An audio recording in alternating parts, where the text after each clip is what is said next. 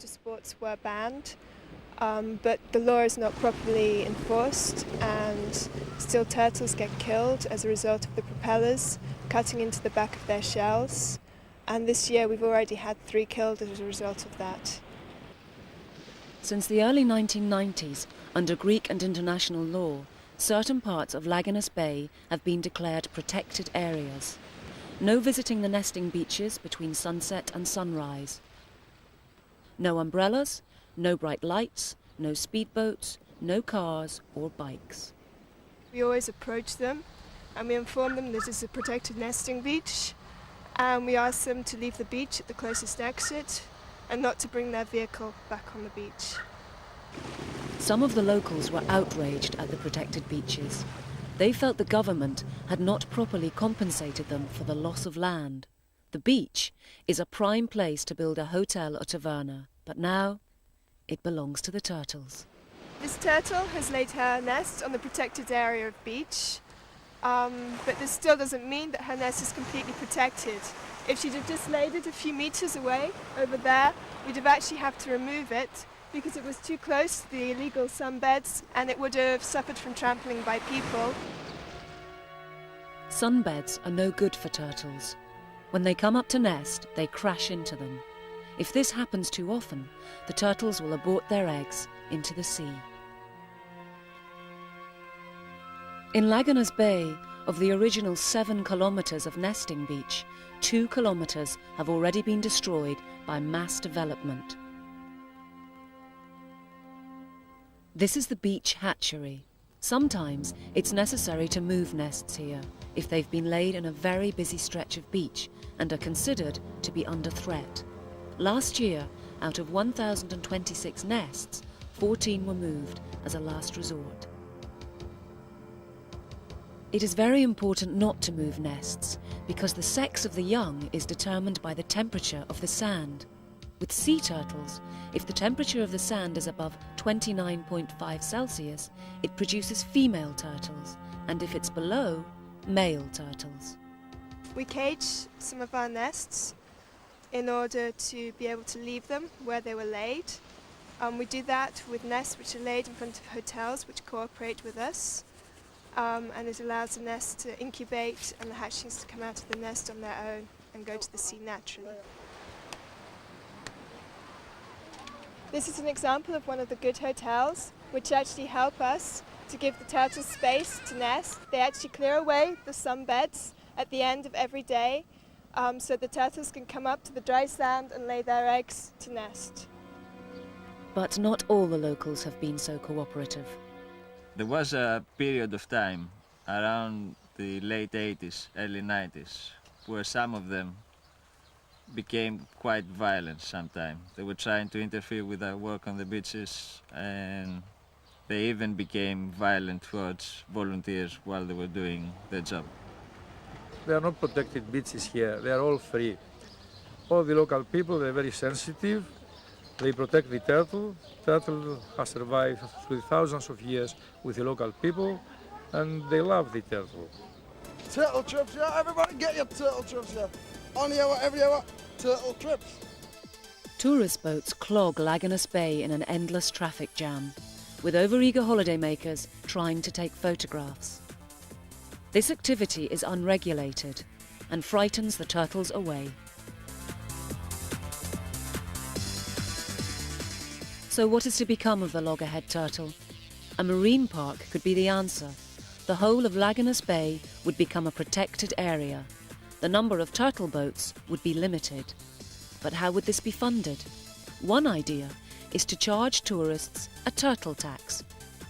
The marine park is very, very important. The only thing we say no to them is the turtle tax. The establishment of a national marine park in this area will benefit both the sea turtles and the locals. The sea turtles, because they're going to be properly protected. We also believe that in the long run, they're going to have a better quality tourism on this island, and maybe they might have some sort of tourism throughout the year. It matters if the turtle disappears because we don't know exactly what its ecological niche is. We don't even know what happens to the young in their first few years of their lives.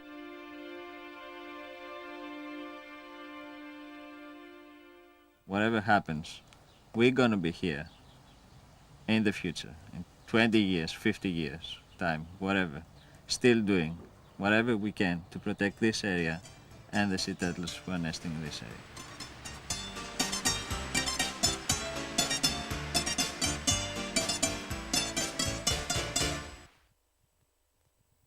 Humans can also create perfect environments for some species to thrive. There is one particular creature that is cashing in on the way humans lead their lives, and that is the rat. There are about 70 million rats in Britain, and the numbers are rising. That's more rats than people. Wherever humans go, rats will follow. In urban areas where the rats are down in the sewers and in the waste dumps and back streets of cities, then it's very much more difficult to count them. And probably with the expanding human populations and the amount of waste that we produce, urban rat populations are probably going up. The rat is successful for several reasons. It can eat anything and live anywhere. The rat is an acrobat. Its long tail allows it to balance and climb into a variety of nooks and crannies in search of food and shelter. The rat has very few predators and is becoming increasingly resistant to many poisons. One of the main reasons why rat populations are so successful and why rats have become so abundant is simply that they're such fast breeders. Young rats can mature at a very early age. They're ready to breed at about 3 or 4 months old. The pregnancy period is very short, it's only about 3 weeks, and the litter size, the number of young they have, is also really rather large. Come on, it's dinner time. Come on. These rats are 8 weeks old, quite small, but they can start breeding from 6 weeks of age. The pregnancy lasts for 21 to 23 days, and they can remate immediately after giving birth. A litter size is 1 to 23, but average would be 12 to 13. And this explains how one pair of rats can produce 15,000 descendants in just 1 year. There are plenty of headline stories about the evolution of the super rat. Are rats really getting bigger and stronger? Certainly a lot of the more old-fashioned poisons that we've used to control rats are no longer effective, and this is because rats have developed a genetic resistance and can deal with these poisons. And because it's a genetic resistance, it's passed from one generation to another. We're currently developing more and more toxic poisons that rats have not yet developed a resistance to, but it won't take long, and rats probably will have the next answer and the next step in the arms race. Some rats are able to detect pesticides and poison. When you give them apple to eat, they tend to eat the apple out and leave the skin. And I think that that's possibly because they can detect the pesticides on the skin of the apple. Well, communication between rats is very well developed and very effective. They use their sense of smell and their very acute hearing to communicate messages within the social group. And one of the reasons where it's important to humans in terms of controlling rat populations is that rats can detect the smell of food and the smell of the poisoned bait on the breath of an animal that has been poisoned. And that way other members of the rat colony and rat group avoid the poison baits. With more modern poisons, the concentration of the poison is very much lower, so that it's not as easy for the rats to associate the source of the poison. If humans are finding it difficult to control rats, why aren't animals that prey on them keeping the population down? It's thought that cats kill rats, but in fact, they will only prey on young rats. Foxes do prey on rats, but as a species, rats have developed an ingenious way of avoiding the fox. Well, in most circumstances, rats are nocturnal, which is why we don't see them. But in some very unusual circumstances, rats can be active out during the day and daylight hours and visible to humans and everyone.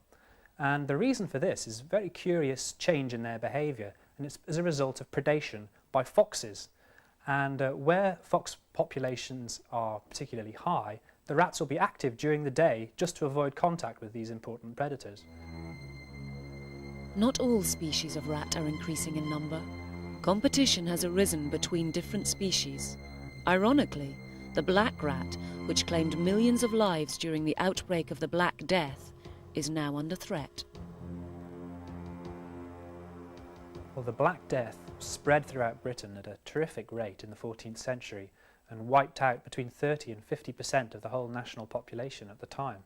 Rats were the main way in which the disease was spread. But strangely enough, it's not the rat that actually carries the disease, it's the fleas that the rats carry. And when the fleas make that leap between the rats and humans, then the humans caught the disease.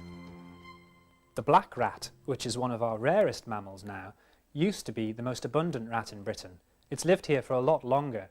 It arrived probably in the 3rd or 4th century and has lived in every urban situation since then. In the 18th century, the brown rat arrived. It probably arrived on shipping from Russia and has spread throughout the whole of the British Isles now, living in urban areas but also out in the wider countryside. And the brown rat is a much superior competitor to the black rat. It's a more aggressive animal, it's a more intelligent animal, it's more suspicious, and it's not as likely to be trapped or poisoned as the black rat. But the key reason to its success is the fact that it's more adaptable. In the struggle for survival, the brown rats are succeeding. They are multi-skilled and can adapt to any environment humans create, despite attempts to eradicate them. As more habitats are destroyed by humans and many species disappear, the one creature that is never likely to be on the endangered list is the brown rat.